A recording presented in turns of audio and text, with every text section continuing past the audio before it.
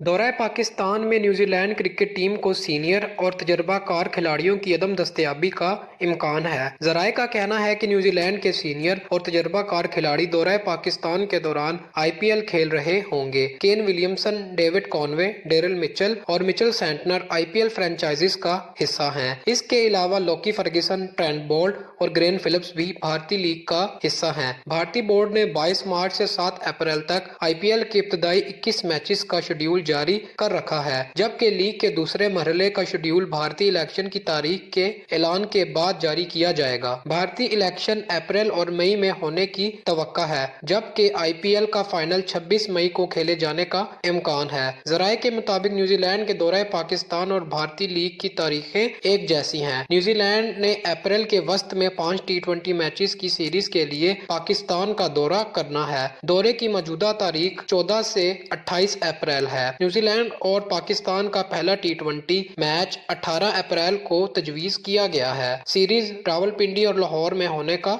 इम्कान है। मज़ीद ऐसी वीडियोस देखने के लिए हमारे चैनल को सब्सक्राइब करें और बेल आइकन को दबाना न भूलें।